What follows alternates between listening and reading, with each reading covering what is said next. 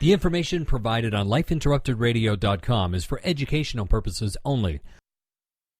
Welcome, everyone, to the Autoimmune Hour. I'm Sharon Saylor from SharonSaylor.com, and as always, it's my pleasure to be with you here again on another exciting episode. And I know I've mentioned this before, but it's so interesting to me how the community continues to build and build and build. And I am meeting the most awesome people, you thrivers, part of the Courage Club for sure, as well as just the most amazing people that can help us guide us on our healing journey, our healing path. And her name is Dr. Linda Lancaster. She's a naturopathic and homeopathic physician, and she founded Light Harmonics Institute. That's an energy medicine clinic and educational center based in Santa Fe, New Mexico, one of my favorite towns. Go if you haven't gone there, you have to go. It's just awesome. I'm so jealous, but we'll talk about that later. She has training in Ayurveda, yoga. I'm going to have to ask her this one, medical radiesthetics. We'll have to ask her what that is. Anyway, subtle energy healing, counseling, integrative medicine, all sorts of things. But let's get into it. First, I'm going to show a copy of her book. It's called Harmonic Healing, Restore Your Vital Force for Lifelong Wellness. So this is a copy of her book. You guys can find that online. But it's an awesome book. I just love it. And I have pages and pages of questions here. So let's jump right into it. Welcome, Dr. Linda, to the show. Oh, thank you, Sharon, for inviting me. When you were introduced to me and the book was introduced to me, I was thinking harmonic healing. I was thinking sound healing. And then when I got the book and started reading, I'm like, wow, was I off? So let's talk about how you define harmonic healing as this lifestyle. Harmonic healing is about resonance. So the sound part is definite because we do react to sound. I look at harmonic healing as balancing the electromagnetic energy at the cell level. And so we have, our bodies are little batteries. We have lots of batteries, millions of batteries of this electromagnetic flow. And when it's in resonance, or in coherency, when everything is flowing, that's when we have energy. When things are incoherent is when things go wrong. Our vital force is pressurized, and we start to get a dis-ease in the organs or in the parts of our body that we're weak in already. So it's good to know what our whole constitution is and what parts that we need to look at. For instance, if someone has a weak nervous system, for instance, then that's where it's going to attack when the cells start to get weak. So this electromagnetic energy at the cell level is really where our vital force is. Our vital force is where we were, what we had when we were born. As soon as we took that first breath, our vital force came in, and that vital force was from the etheric field. The ether is the primordial sound. We are made up of ether and physicality. So we have a physical body with our organs, our skin, our bones, and then we have an energy body. And that energy body is called the etheric body. And the etheric body is really light, interpenetrating light coming into our physical parts that makes us alive.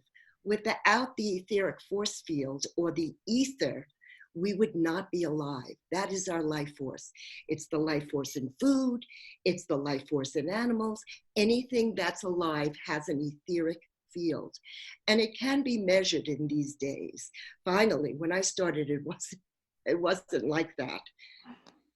So how would one measure it? How would we know, I mean, other than us maybe feeling a bit particular organ or something, feeling it sort of out of whack? Is there a way that we can measure that, and then we know that's where we're supposed to pinpoint? That was that radio stuff that that you didn't know what it was.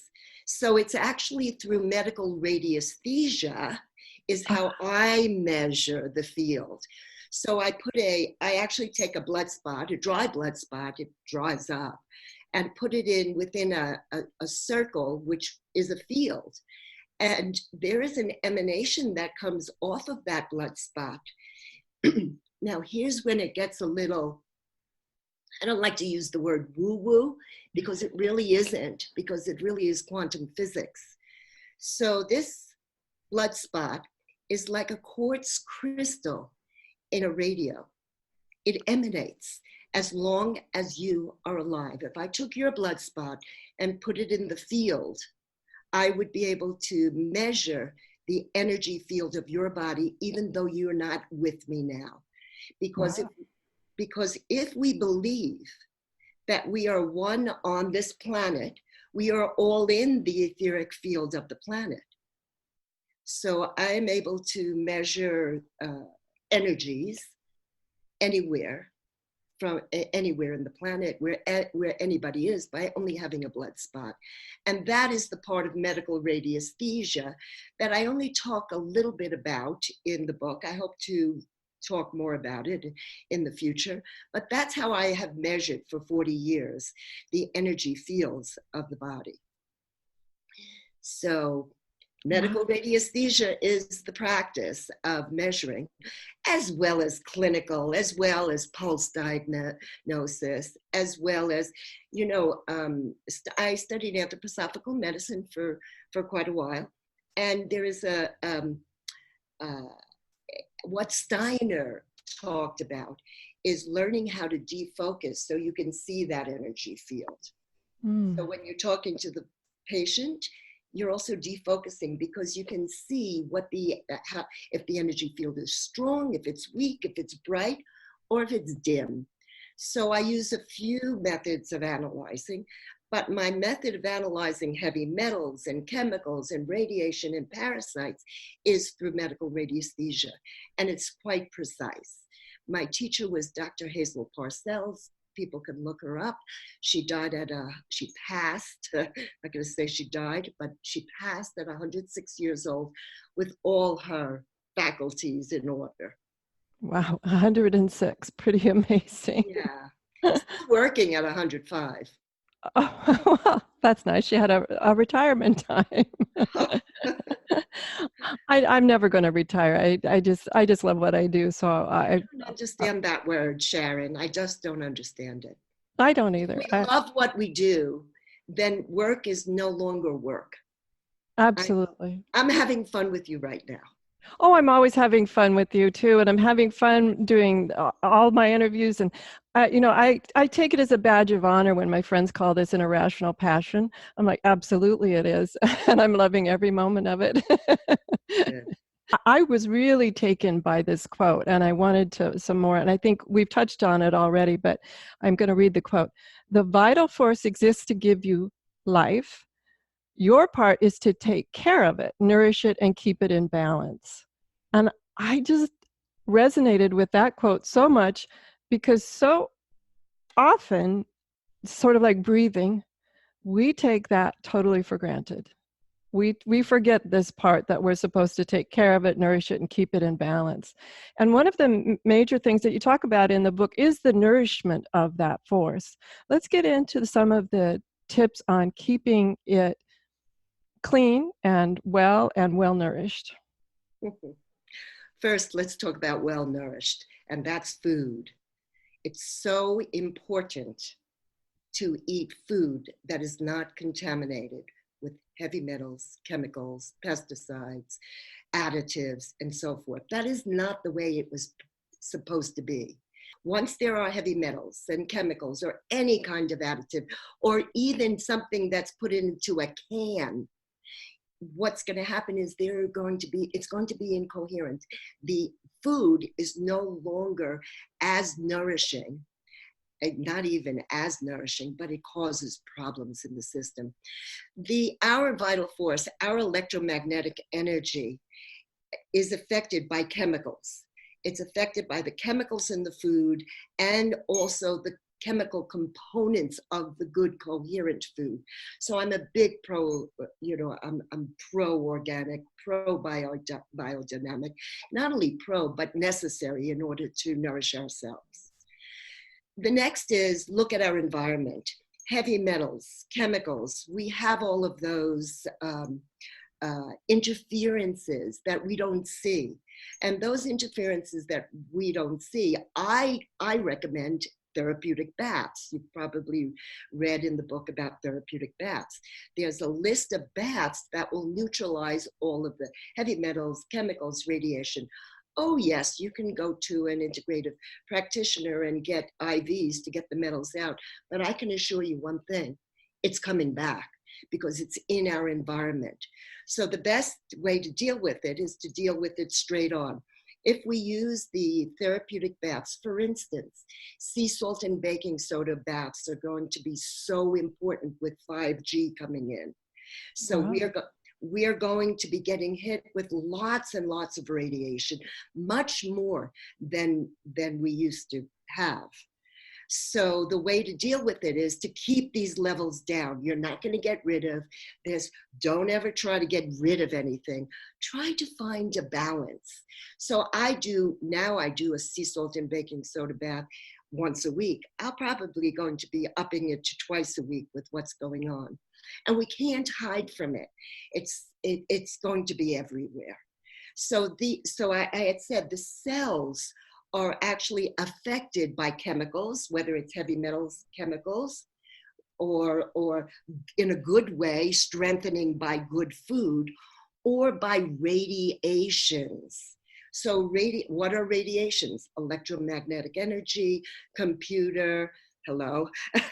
Exactly. I'm like, okay, every day. Telephones, wireless phones, wireless electricity, and negative radiations from people. Well, okay, let's take a rabbit hole there for a second. Negative radiations from people. I'm a firm believer in that, but let's define that a little bit more, because I'm a firm believer in there are certain people that are toxic to us. I'm not calling them toxic. They might not be toxic to others, but I'm certain. Let's talk a little bit. Let's take a rabbit hole down this one for just a quick second. Well, these are waves of energy. If we have a good, loving energy coming out of us, people can feel that. That's a positive, and it helps our cells to be coherent. Right? If you meet up with someone who's very negative, you can feel it right away, and suddenly we feel a change because we're picking up on their vibration. Our vibration doesn't stop here. When a person is in pain, especially whether it's mental pain, emotional pain, and physical pain, do you know that radiation can spread out 20 feet beyond their body? Wow. I would have thought it actually further, because I suppose it's a compounding effect. When I walk into a hospital, I'm just overwhelmed. Well, that's a whole nother subject, but yes, Okay. we can pick up negative energies in hospitals, in bars, in nightclubs. That's where all of a lot of negativity stays, because it's a familiarity for that negative energy, Wow. especially when someone passes. Now, one thing about, we're just going to say negative energy with people, is that it took me a while to understand what was mine and what was coming from outside me, to understand. I mean, when I first started exploring energy, something was off, but as we all do, I first started to take it personally, like, okay, all of a sudden I'm not feeling so good, or all of a sudden I'm really sad, or all of a sudden, what's that about? Until I realized that we could differentiate yours from mine, type of thing. Do you have some tips for people to understand as they begin to learn that? Because that took a while for me to figure out. Well, part of nourishing the vital force, I believe we should do some kind of meditation, whether it's walking in nature, whether it's a sit down on the ground and meditating, whether it's a breathing technique, because that is the way we clean and cleanse our system. So as we become more still and centered, then we know what's ours and what's not. I think movement is very important. If you're going to sit at your desk for 8 hours a day without any kind of movement, you're going to get stagnate. You're going to get stagnant. So our body has to move. The fascia has to move, even if it's just moving the arm up, because it builds up, these energies build up. So it's the free flow of energy in our body. It's the clarity in our mind from doing conscious breathing, conscious meditation. And if you think meditation is too weird, then that's fine. Prayer is the same thing. I mean, if you really pray in a way of being open and giving love out and really mean it, that will come back, because what we think actually our cells feel. So, and what we say also our cells hear. That has always amazed me. That's why on the show I work hard, not always successfully, but work hard to call things like healing journey or optimize and things like that, because this idea of when you're anointed with a label during the original diagnosis, it's you have, and all of a sudden it's a combination of somebody in authority, and the word have implies ownership unless you're not real careful with, like, wait, I'm not accepting ownership of that. I can have cockroaches, but that doesn't mean I own them, sort of idea. It's not my disease. Yes. You're having some dis-ease. What are the root causes of this disease? And in harmonic healing, how I look at it is we have to nourish the vital force. How do we do that? By neutralizing heavy metals, chemicals. And that sets us up for parasitic invasion. And those parasites will then live as, and you're the host, and cause disease in your body. I have not found many diseases without some form of parasite. Mm. I have actually not only many, but any. Wow. So describe a parasite in your version, because it's a little bit different than where my mind went when I started the chapter. Okay. So I look at, because I'm trained in Ayurveda, I try to, if truth is truth, we want to find the truth in everything and find a way to create language so that we can all be speaking the same language. So Ayurveda, when I looked at parasites, I look at the 5 elements. So, okay, we have 5 elements. Here's the earth element connected to worms.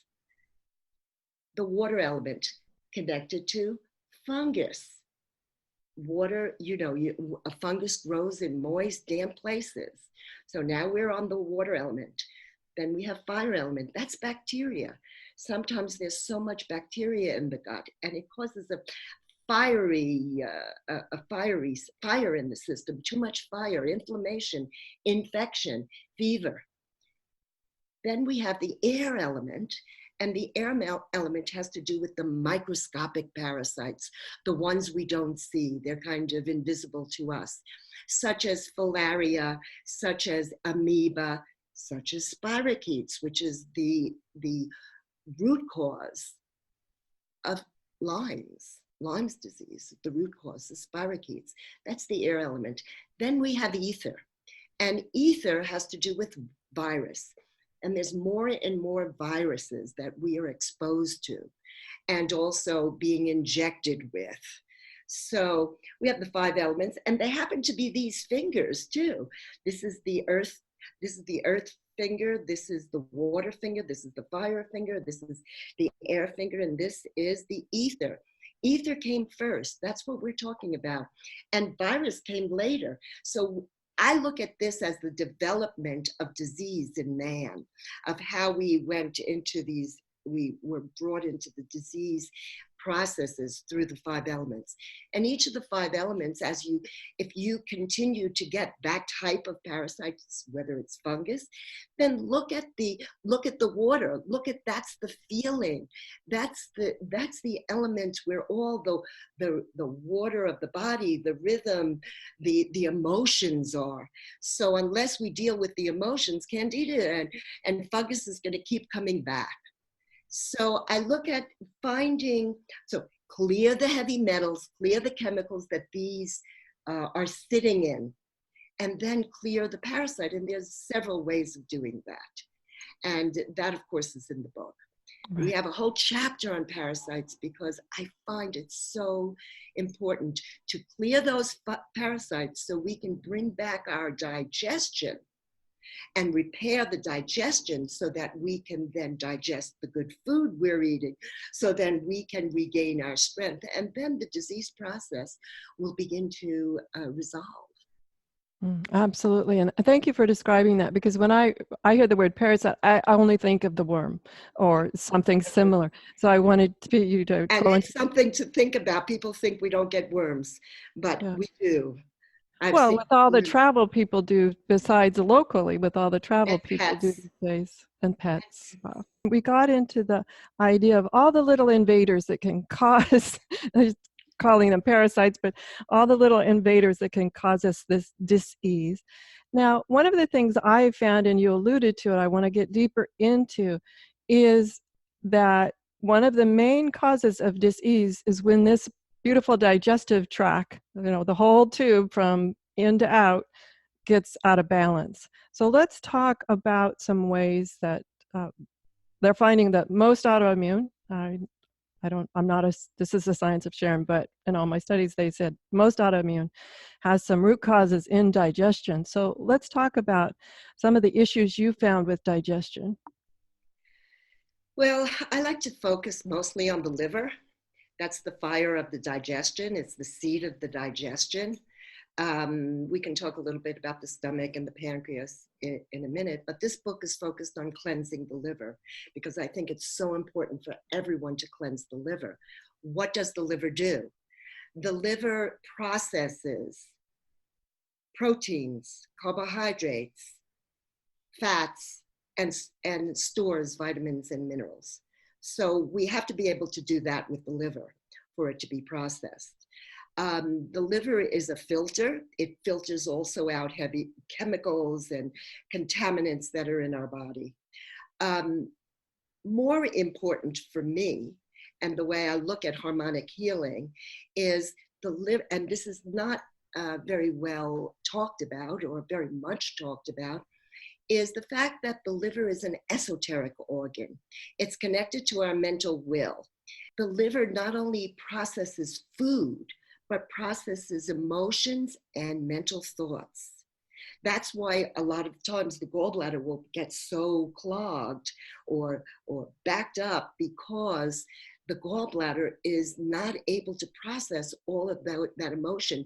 In Shakespeare wrote, "The gall of him." So there's this anger part that goes with the liver and the gallbladder. So as our liver starts to get cleansed, we are able to process a lot of that anger, a lot of our disappointments, a lot of our sadness. So if we're going to be healthy, body, mind, spirit, emotions, then we need a clean liver to work. All of the spiritual people who are working hard to do yoga and meditation, unless their liver is clear, they're not going to process these thoughts and feelings, because it does have to go through this filtering system of the liver. So the liver is important in our digestion, in processing in our digestion. The stomach is important to have enough hydrochloric acid to be able to digest your protein. If there's a low-grade bacteria from food poisoning 10 years ago, you won't have hydrochloric acid. Or if you're having aluminum, if you're wrapping food in aluminum, if you're cooking food in aluminum, if you're going to countries or restaurants, even restaurants in America are using aluminum pans. And so that aluminum is getting into our stomach, and the aluminum has a low energetic frequency, which will create alkalinity in the stomach, which we do not want. We want acid in it, in the stomach, so we can process our proteins. Then we look at the pancreas. Is the pancreas processing? Is the pancreas giving us our enzymes? Is it integratively correct just to give pancreatic enzymes? Or is it looking at the pancreas and seeing other ways of getting that pancreas to work? Pancreas has all to do with our love. It is all to do with how we take in the food, how we bow, and blessing the food as well. So it's a whole process of taking care of our mind, taking care of our emotions, and helping our poor digestive system, which is the solar plexus chakra, which is the solar plexus where our light shines. You know, the solar plexus chakra is like a sun, a beaming sun coming out of here. Unless it's dark, then it's not shining. So in today's world, Sharon, we need to do regular liver cleansing. And I just don't mean like a week and do a liver flush. No, it's ongoing maintenance of good food. It's ongoing maintenance of clearing heavy metals that are interfering with our digestive process and clearing any culprit that may be there, such as yeast, candida. So these are all interferences with our digestion. One of the things that I like to say is, unless we're digesting our food, we are not digesting our life. Oh, wow. Because I'm thinking a lot of autoimmune, they say, centers around the gut and digestion and elimination of the elimination part of digestion. And it's so powerful to hear that there's more to it than just the intake. One question I wanted to take another rabbit hole on, though, is food. There's so many questions I have around food these days. I know about organic, and yet when you read about that, really all it means is that it hasn't been sprayed, and yet our soil is so depleted that oftentimes it's not the quality, I'll say, our grandparents or our forefathers were eating. So what are some ways, some of us cannot raise our own food. What are some tips that you have for finding really quality food? Well, of course, look for organic, because we don't want the contaminants in the food. But know your source. Know your source. I like growing my own when I can in the summertime, or a farmer's market. I like to know my source. With Radiesthesia, the practice of knowing energy, you can actually measure the energy of food. So I kind of know what food is good and not good. Let's take it one step further, because biodynamic is only now coming up, and biodynamic farmers do nourish the food, and they also plant according to our planetary solar system. When the certain times of the moon, certain times of Venus, of Saturn, they actually have a connection with the higher force fields. Now, that is an old paradigm of saying that our soil is no longer good enough to grow good food, because we've been doing this organic thing for a while. So if you can get a farm that's been organically growing food for the last 15, 20 years, the food is usually good. But people who have just started, no, it takes a lot of years to clean up the soil. And hopefully they're doing different methods to do so. Mother Earth is amazing. Mother Earth will rebuild the soil if you just give her a chance. The nitrogen comes from the sky to nourish, to make the green beans. I mean, there is more forces than just the soil.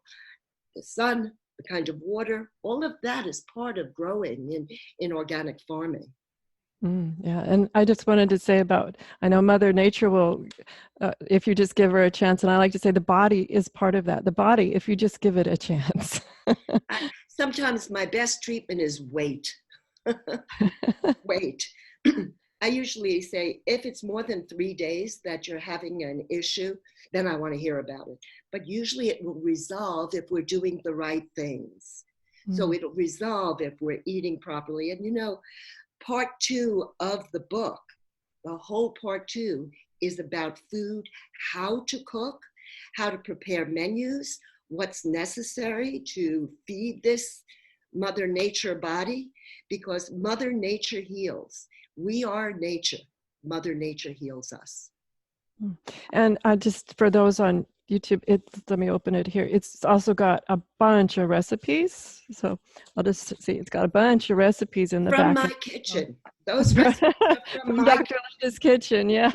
kitchen for many, many years. Yeah. Since I started cooking at 12.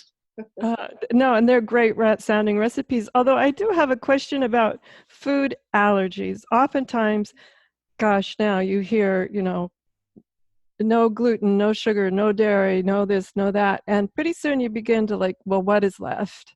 What are some ways that we know something more individual than just these sort of pronouncements of eliminating entire food groups? Well, I can tell you one thing. If you've got parasites in your system, you are going to be allergic to dairy. You are, okay? There are constitutions as well that will always be allergic to wheat, but I don't think it's the whole population of America.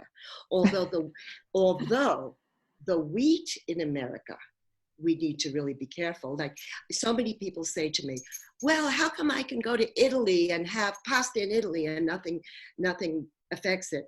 It's because the quality of our wheat that has not turned around, especially with that GMO bad word. Yeah, absolutely. And that's what is always strange for me is when people say this whole long list of things they don't eat. Part of me just wants to say, what do you eat? I try to stay on the positive side, but what I do say is most of your diet should be vegetables, and they should be organic vegetables, and then enough protein to support your body, and depending on how hard you work, enough carbohydrates to give you the energy to do your work. I mean, a guy who's digging ditches is going to have a different diet than us sitting here the way we are now. Right. Now, have you found that with people that are allergic to individual foods that might be labeled as good, and yet if you were to tell maybe your nutritionist, no, I'm putting all of these good vegetables in there, how do we find out if there's maybe I'm thinking of a particular vegetable for me that causes me symptoms, although it's labeled as a good vegetable? So, like broccoli, for instance. Minus spinach, but yeah. Yeah, but there's reason for that. We need to know ourselves. There are so many vegetables to choose from, and if you're not feeling well with eating broccoli or spinach, then just avoid it. So have Swiss chard, or It was a process of elimination for me to find out it was spinach, though. That's sort of the problem when you're eating a meal. Either it's mixed in with other things, or is there tests that people can? Yes, but I want to ask something about the spinach. Were you eating it often? No. Okay. Wasn't a thing that I really enjoyed. That will create an allergy when you eat something too much. You can create your own allergies just by doing that. But there are definitely blood tests to check for allergies of food. But I find it's always changing. So I like to teach people how to either muscle test for their food, or use a pendulum to see if it's coherent or incoherent. I like to just rotate the foods and see how you feel. Allergies will stay in the system for 3 days. Oh, so then that way you know that it's something from within the last 3 days. Yes. Wow. It's fascinating to me around food, though, when we're talking about specific foods and allergies, and you said that they come and go. Does it come and go rapidly, or how would I know that maybe I would try spinach again? Avoid it for a while and try it once and then see. Do you react to steamed spinach or raw spinach or both? Both. Okay. So it's probably it's, you know, spinach can aggravate the liver. It's little known about that because there's crystals, there's acid crystals in the spinach. You can have that little, I can't describe it, spinach, steamed spinach, you just have that little thing that happens to your tongue, Mm-hmm. Which you probably know more because it's more so. But if there's a liver that's not working well, you will react to spinach. That's one of the no-nos on a pitta constitution, is no spinach. So it'd be interesting to check your pulse because more than likely you're not supposed to have spinach. It could be. Could be, because I find that fascinating that if you went to a typical uh, specialist in food, or say a Western trained or something, and you said, "Oh, I'm juicing spinach and kale," and you just did the Uh-oh. long list or whatever, they would say, "Oh, well, that's nice and healthy." And yet I have found out through my own experience that what I can eat doesn't mean what you should eat. And I think a lot Correct. of people need to understand that. Uh, Food and nutrition is an individual matter. We are all like little snowflakes and we all have a different pattern. So we look at, let me go back to that green drink in the morning with kale, Yeah. because I, across the board, do not recommend raw kale. Wow. Okay. Tell me more. Well, raw kale can be an inhibitor to the thyroid. And it is a very hard vegetable to digest, even if you blend it. It's a vegetable that should be cooked because the fibers are very hard. It grows like wildfire. That's why the grocery stores love it, because they could just keep supplying the kale. It just keeps coming. But it's not something we should be eating every day, especially not raw. And on every menu these days that I see is raw kale salad, or any vegetable juice that you see in the juice companies. Kale is like the number one ingredient. And yes, it's green, it's got lots of chlorophyll, but it's very hard to digest. And if there's a thyroid problem, which many people have because of exhausted adrenal glands, let's go to the base of why those thyroids are so exhausted. And it inhibits the thyroid. So here you got exhausted adrenal glands, and here you're trying to digest kale, and the kale is affecting our thyroid. So that's in the book. There's a little box about that. Wow. I have these ideas that they're not really ideas. It's what I've watched over the years. How many people I have taken off of raw kale, I can't even list. Yeah, I think that's really profound, because this idea of watching for patterns, it doesn't just have to be your physician. Watch for your own patterns too, because that's how I discovered the spinach. I'm like, yeah, this isn't working. Self-help. What I look to do, and what the book does, is not say, you got to do this, you got to do that. What it's doing is giving self-empowerment. It's giving you a knowledge so you know where to look. And if you stick to the guidelines, it's a pretty good path to follow. I have many patients that have been following it for 40 years and still does the same program. There's nothing new here. This is not a fad. The way that I wrote the book is to educate. This is not a fad. This is not, okay, what's the next diet going to be? This is not a diet book. It's way to live. And it should be able to integrate with any program, any kind of medical program that's out there. If someone's ill and they don't, this is a program to follow because it will help whatever they're doing on the other levels. And one of the questions I have, we've been talking about some of the fads like kale. I didn't know that about kale, so thank you for sharing that.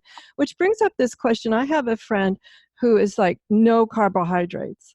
I'm like, really, when I look at it, it's not no carbohydrates because she is eating vegetables. But will you describe what's going on with this fad of no carbohydrates? And I don't know, just saying, it just doesn't seem healthy to me, that idea.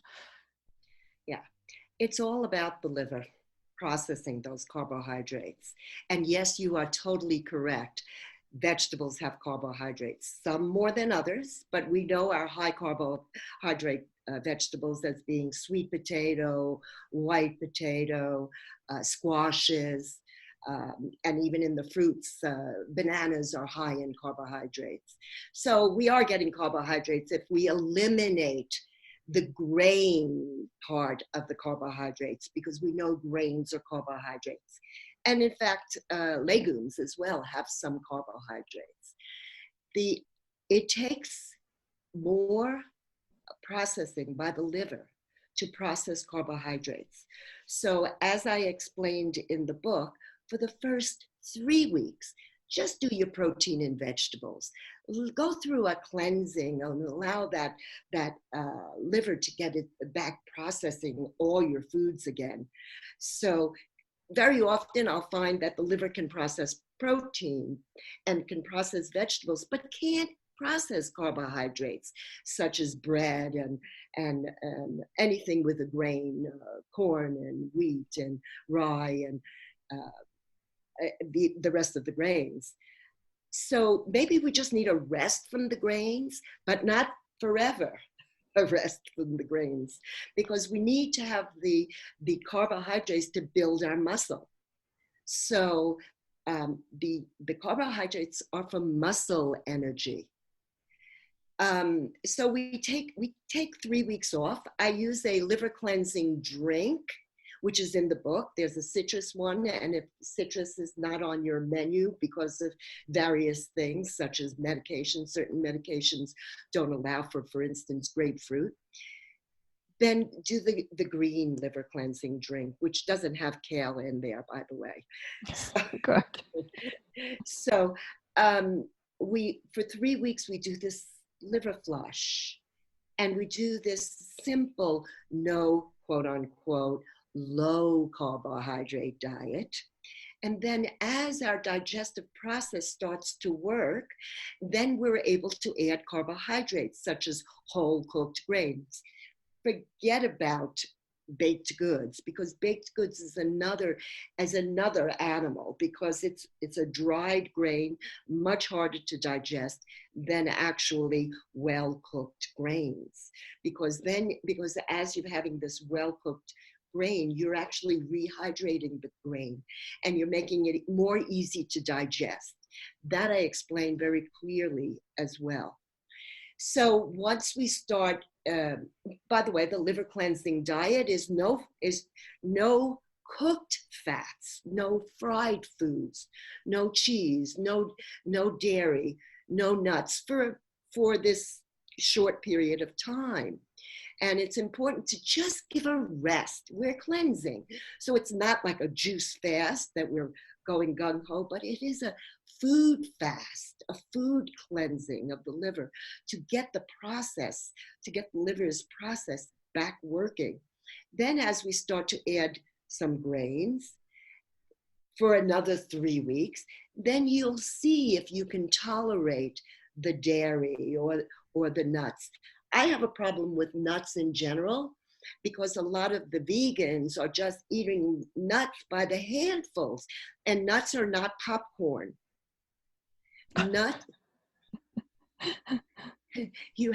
It's a concentrated protein. It's a concentrated protein that we actually have small amounts of. So yes, we want to take 15 almonds and an apple and put it in your backpack, and that's what you're going to do on your hike. But to make everything out of nuts in your daily food, that's going to clog the liver. That's going to clog. Does that include like the milks that are made? I'll put in air quote the word milk. There's so many nut milks out there. Yeah, very small amounts of it. It's not. It's something. It's not. We can't look at that as our protein source. I look at the Ayurveda, which is really a vegan diet very easily with whole grains and legumes and all the different varieties of lentils and black beans and adzuki beans and the different grains. You do that. If you want to be vegan, I encourage it. If you're going to be a real vegan of cooking your grain, cooking your beans, having lots of vegetables with it. Now, on the other side of it, I don't differentiate between you need to eat meat, you need to eat vegetables, vegetables across the board, sorry. You need to be a vegetarian. That's a personal choice. And depending on where you live. If we're living in Alaska, we're not going to be a vegan. Because you actually, because if you're in the Himalayan mountains in Tibet, you're going to be eating yak and probably fermented food because of the way they live. So there's no right, perfect diet. Every diet is an individual for you. The most important is that you get clean food and you cook it properly. Okay. Your stomach is a pot cooking on the stove. So you put the food in, and it's easier to digest cooked food than raw food because our digestive force is so low that it's hard for us to digest raw foods. If you want to eat raw foods, I recommend it earlier in the day when the digestive fire is higher. We need to look at our digestion as fire, as water, as our 5 elements. We're just about out of time, Dr. Linda. I wish we could go on and on because I enjoy your book. I love it. I'm going to give the title again. It's Harmonic Healing, Restore Your Vital Force for Lifelong Wellness. Enjoy it. There are some recommendations I just have to say. Consult your own private caregiver, medical professional. The idea of this book, Sharon, was peace and being gentle with your body and learning how to self-empower yourself. Yeah, and that comes through beautifully. So, Linda, tell us just a little bit. We only have about 2 minutes left, but tell us how people can get a hold of you and find the book. Oh, well, it's everywhere. You just look online and all of the book companies are selling it. We sell it as well. You can get a signed copy from us, lightharmonics.com. lightharmonics.com. I do training programs on how to measure food, on how to measure energy. So there's as far as practice goes, I'm more interested now in teaching people. One-on-one I have plenty of one-on-ones. It's more important for us to get the word out and to share the peace and calm down on all this nutrition stuff and do what makes sense. For me, this makes sense. And I have watched for 40 years people get well with exactly what I taught in the book. Exactly. Wow. Well, everyone have a great week. Whatever your adventures, enjoy. The information provided on the Autoimmune Hour, Understanding Autoimmune, and Life Interrupted Radio, including the websites understandingautoimmune.com and lifeinterruptedradio.com, plus social media, is for educational purposes only. What you read, hear, and see on the Autoimmune Hour, Understanding Autoimmune, and Life Interrupted Radio, and its websites, and other media outlets is based on experience only. The information should never be used for any legal, diagnostic, or treatment purposes. Always seek sound legal, medical, and or professional advice regarding any problems, conditions, and any of the recommendations you see, hear, or read here on the Autoimmune Hour, Understanding Autoimmune and Life Interrupted Radio.